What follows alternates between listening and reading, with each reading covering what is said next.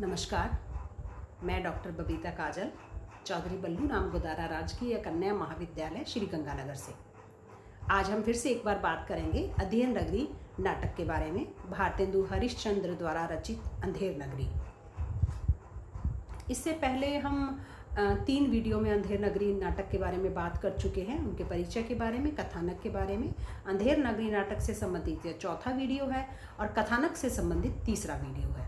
हम कथानक पर भी इससे पहले 2 बात कर चुके हैं और इससे पहले दोनों वीडियो में हम अंधेर नगरी नाटक के चौथे दृश्य तक बात कर चुके हैं।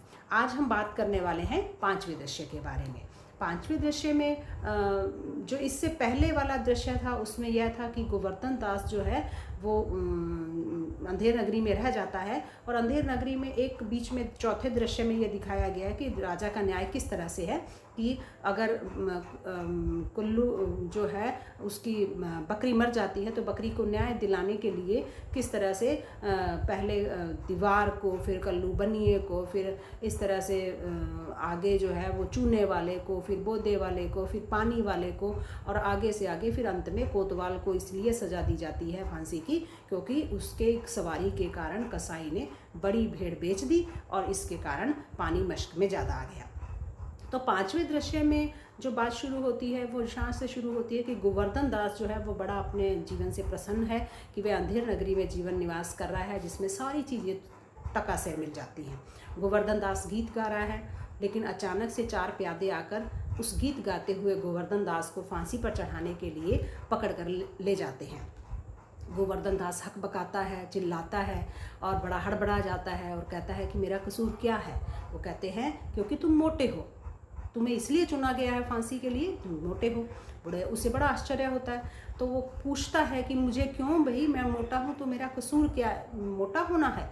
तो वो बताते हैं प्यादे कि कोतवाल को फांसी के लिए जो फंदा था वह बड़ा था और कोतवाल दुबला था, तो अब बड़े फंदे के लिए मोटा आदमी चाहिए क्योंकि बकरी मरी है तो न्याय के लिए किसी न किसी को फांसी देना जरूरी है और इसलिए वो तुम्हें पकड़ लिया गया क्योंकि तुम मोटे हो। यह दलील सुनकर चेला गुरु की चेतावनी को याद करता है कि गुरु ने कहा था कि तुम लालच मत करो और इस नगरी को जितना जल्दी हो सके छोड़ दो।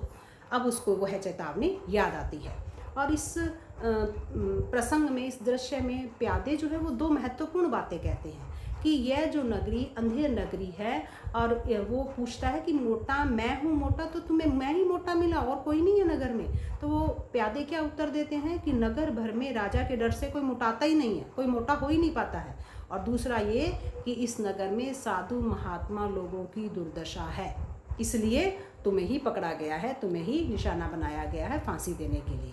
इस तरह से 5वां दृश्य यहाँ पर समाप्त होता है और जो 5वां दृश्य है उस तक आते आते गोवर्धन दास को फांसी के लिए चुन लिया जाता है और इसलिए चुन लिया जाता है क्योंकि वो मोटा है और यहाँ पर आकर 5वां दृश्य समाप्त होता है। अब हम अगले वीडियो में 6ठे दृश्य की अंधेर नगरी नाटक के अंतिम दृश्य की बात करेंगे। आज के लिए इतना ही। धन्यवाद।